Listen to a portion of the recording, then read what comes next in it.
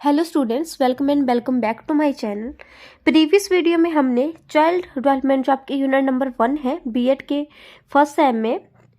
इसमें हमने जो आपका फर्स्ट टॉपिक है education psychology, meaning, nature, scope and role of educational psychology in teaching learning process जो है, इस पर हमने 2 पार्ट्स में इस वाले क्वेश्चन को जो है वो एक्सप्लेन किया है।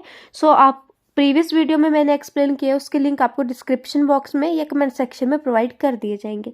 आज की वीडियो में हम डिस्कस करेंगे concept of growth, maturation and development. जो हमारी नेक्स्ट वीडियो है उसमें हम डिस्कस करेंगे principles of growth and development. ठीक है, तो आज हम सिर्फ और सिर्फ डिस्कस करेंगे concept of growth, maturation and development की वृद्धि, विकास और परिपक्वता से हमारा क्या अभिप्राय है। वृद्धि का अर्थ तथा परिभाषा। वृद्धि का अर्थ होता है बढ़ना या फैलना, अतः प्राणी के आंतरिक और बाहरी अंगों का बढ़ना वृद्धि कहलाता है।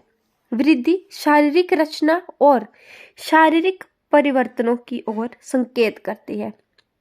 वृद्धि गर्भधान के लगभग 2 सप्ताह बाद आरंभ हो जाती है और 20 वर्ष की आयु के आसपास जो है वो समाप्त हो जाती है। तो यहाँ लिखा गया है कि वृद्धि का अर्थ होता है बढ़ना या फैलना।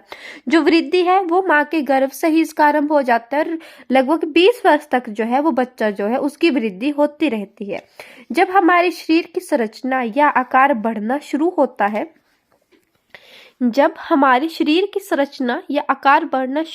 है, उसे वृद्धि कहते हैं। जब हमारे शरीर का आकार या संरचना जो है वो बढ़ना शुरू होती है, उसे क्या कहते हैं? वृद्धि। वृद्धि हमारी बाह्य रूप से होती है। उदाहरणार्थ, जब हमारा भार, लंबाई तथा हाथ पैर बढ़ने शुरू होते हैं तो उसे वृद्धि कहते हैं। कि जब हमारा हाथ जो है, हमारा भार, हमारी लंबाई जो है वो बढ़ना शुरू होती है तो उसे क्या कहते हैं? वृद्धि। वृद्धि एक समय तक चलती रहती है। जब उसमें परिपक्वता या मतलब कि जब वो अपने 20 वर्ष की आयु के बाद जो है वो परिपक्वता आती है तो वह रुक जाती है। तो यहाँ पर आपको एक एग्जाम्पल भी दिया गया है कि जब हमारा भार, लंबाई तथा हाथ पैर बढ़ने शुरू होते हैं तो उसे वृद्धि कहते हैं। वृद्धि एक समय तक चलती रहती है। जब उसमें परिपक्वता आती है तो वह रुक जाती है। अब एक परिभाषा भी देख लेते हैं। यहाँ पर एक और एक्सप्लेनेशन दी गई है वृद्धि का अर्थ। वृद्धि का अर्थ होता है आकार, ऊंचाई और भार में वृद्धि। इसका अर्थ है हृदय, मस्तिष्क, मांसपेशियों और शरीर की सामान्य वृद्धि। इसे सामान्यतः आसानी से देखा, आंका और मापा जा सकता है। वृद्धि को हम अपनी आंखों से देख सकते हैं, इसे माप सकते हैं आसानी से अपनी आंखों से। भुजाओं, टांगों, हाथ, पैर, धड़, पेट, आंतों आदि का बढ़ना, बालों का बढ़ना वृद्धि कहलाएगा।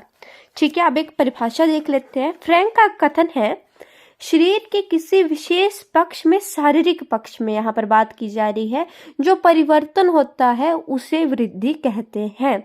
ठीक है, वृद्धि के प्रकार भी यहाँ पर दिए गए हैं। पहला है आंतरिक प्रक्रिया, दूसरा है आंतरिक परिवर्तन, तीसरा है बाहरी परिवर्तन, चौथा है विकास का पहलू, पांचवा है मापे जाने योग्य। वृद्धि को जो है वो हम माप सकते हैं, अनेक कारकों पर निर्भर करती है और निरंतर नहीं है। वृद्धि जो है एक समय के बाद 20 वर्ष की आयु यहाँ पर उदाहरण के लिए ली गई है, जो है वृद्धि जो है वो रुक जाती है। अब हम कॉन्सेप्ट देख लेते हैं, कॉन्सेप्ट ऑफ डेवलपमेंट, विकास।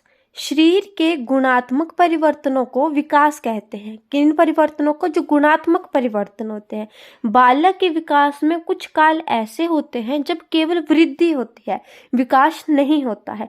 कभी कभी बिना आवृद्धि के भी विकास संभव होता है। यहाँ पर बोला गया है कि जरूरी नहीं है कि अगर बच्चे की जो है वो वृद्धि हो रही है तो उसका विकास भी हो, वृद्धि नहीं हो रही है तो उसका विकास नहीं होगा। कई बार बच्चे की जो है वो वृद्धि नहीं होती है, डेवलपमेंट नहीं होती है, पर उसका जो विकास होता है वो हो जाता है।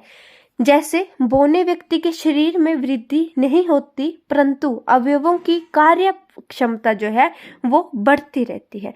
विकास द्वारा मनुष्य के व्यक्तित्व के सभी भागों का क्रमिक विकास होता है और यह निरंतर चलता रहता है। हमारा विकास जीवन भर चलता है, परंतु विकास की गति कभी तेज तो कभी धीमी रहती है। अरस्तु के अनुसार यहाँ पर बोला गया है कि विकास जो है वो निरंतर चलता रहता है। वृद्धि 20 वर्ष के बाद जो है वह थम जाती है या कम हो जाती है, पर विकास जो है वो निरंतर चलता रहता है और ये निरंतर कभी तेज होता है तो कभी कम होता है। परंतु जो वृद्धि है वो एक सर्टेन आयु में जो है वो बच्चा जो है वो अधिक उसकी ग्रोथ होती है। ठीक है। अरस्तु के अनुसार विकास आंतरिक एवं बाह्य कारणों से व्यक्ति में होने वाला परिवर्तन है। अब एक उदाहरण भी देख लेंगे डेवलपमेंट का। उदाहरण के लिए हाथ केवल बड़े ही नहीं हो जाते बल्कि विकसित भी हो जाते हैं, क्योंकि अनेक कार्यों में सुधार हो जाता है। अतः विकास को सुव्यवस्थित और सुसंगत परिवर्तनों की प्रगतिशील श्रृंखला के रूप में परिभाषित किया जा सकता है। यहाँ पर बोला गया है कि जो हमारे हाथ हैं वो केवल बड़े ही नहीं होते हैं बल्कि समय के साथ जो है वो विकसित भी होते हैं, क्योंकि अनेक कार्यों में हम जो है वो सुधार देख सकते हैं। जैसे जैसे हमारी विकास होगा वैसे वैसे जो हाथ से जो भी कार्य करेंगे उनमें जो है वो क्षमता जो है उन कार्यों को करने की अच्छी होती जाती है। नेक्स्ट आपका कॉन्सेप्ट आता है परिपक्वता की धारणा। नेक्स्ट आपका कॉन्सेप्ट है परिपक्वता की धारणा। किसी भी कार्य को सीखने के लिए या करने के लिए शारीरिक मानसिक रूप से सक्षम होना अति आवश्यक है। ठीक है। इस क्षमता को ही परिपक्वता कहा जाता है। अतः परिपक्वता से अभिप्राय मनुष्य की उस स्वाभाविक शारीरिक अभिवृद्धि और मानसिक क्षमताओं की उस स्वाभाविक विकास की अवस्था है जिसके बाद इनमें कोई अभिवृद्धि एवं विकास नहीं होता। सर्वप्रथम गेसेल ने परिपक्वता शब्द का प्रयोग किया है। किसके द्वारा? गेसेल के द्वारा जो है वो परिपक्वता शब्द का जो है वो प्रयोग किया गया है। परिपक्वता से अभिप्राय विकास की उस निश्चित अवस्था से है जिसमें बालक ने कार्य करने के योग्य हो जाते हैं। बालक जो है वो जिसमें बालक ने कार्य करने के योग्य हो जाते हैं जिन्हें वे इस अवस्था से पूर्व नहीं कर पाते हैं। वेरी वेरी इजी वर्ड्स में आपको यहाँ पर एक्सप्लेन किया गया है परिपक्वता का अर्थ। कि परिपक्वता से अभिप्राय विकास की उस निश्चित अवस्था से है, विकास की उस निश्चित अवस्था से है जिसमें बालक ने कार्य करने के योग्य, जिसमें बालक जो है वो कार्य करने योग्य हो जाते हैं जिन्हें वो इस अवस्था से पूर्व नहीं कर पाते। इसके साथ आप एक परिभाषा भी ऐड करेंगे, आप गूगल पर सर्च कर सकते हैं। अब हम देखेंगे वृद्धि और विकास में जो है अंतर। तो वृद्धि क्या है? एक भाग है और विकास जो है अधिक विस्तृत है। वृद्धि जो है वो निरंतर नहीं है। वृद्धि जो है एक सर्टेन आयु के साथ जो है वो रुक जाती है, जबकि विकास जो है वो निरंतर होता रहता है। तीसरा है विशेष पहलुओं में ही परिवर्तन होता है वृद्धि के द्वारा, और विकास संपूर्ण तौर पर परिवर्तन करता है।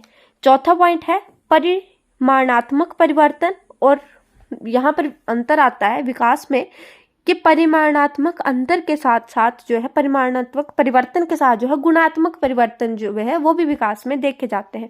पांचवा है संरचना में सुधार करता है कौन? वृद्धि। जबकि जो विकास है वो संरचना के साथ साथ जो है कार्यों में भी सुधार करता है। वृद्धि जो है वो एकीकृत नहीं है, वो रुक रुक के जो है वो होती है, जबकि विकास जो है वो एकीकृत है। यहाँ पर सातवां पॉइंट है जीव, और यहाँ पर है विकास में वातावरण पर निर्भर करती है। आठवां पॉइंट है माप का विषय, और ये क्या है? मूल्यांकन का विषय यहाँ पर देखा गया है। और नौवां पॉइंट आता है विकास नहीं भी हो सकता है वृद्धि के बिना संभव। ठीक है। तो यहाँ पर हमने डिस्कस किया आपका concept of growth, maturation and development के कॉन्सेप्ट ऑफ वृद्धि, परिपक्वता और विकास। ठीक है। तो हमने अपनी प्रीवियस 2 वीडियोस में ये आपका फर्स्ट टॉपिक भी कवर कर लिया था, चाइल्ड एंड डेवलपमेंट का फर्स्ट यूनिट का। हमने इस वीडियो में आपका जो है वो सेकंड टॉपिक जो है वो भी कवर कर लिया है, concept of growth, maturation and development. In next video हम कवर करेंगे principles of growth and development. ठीक है। वेरी वेरी इंपॉर्टेंट टॉपिक आपका आता है ये वाला। प्रीवियस ईयर के क्वेश्चन पेपर भी मेरे चैनल पर प्रोवाइड किए गए हैं, उनके अनुसार जो है वो आप अपने पेपर की तैयारी करें। अगर आपके लिए मेरी वीडियो थोड़ी भी हेल्पफुल रहती है तो चैनल को सब्सक्राइब करें, वीडियो को लाइक करें और अपने फ्रेंड के साथ ज़्यादा से ज़्यादा शेयर करें।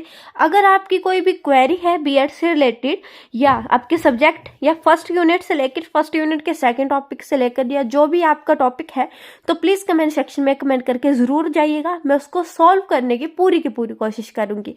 Thank you for watching.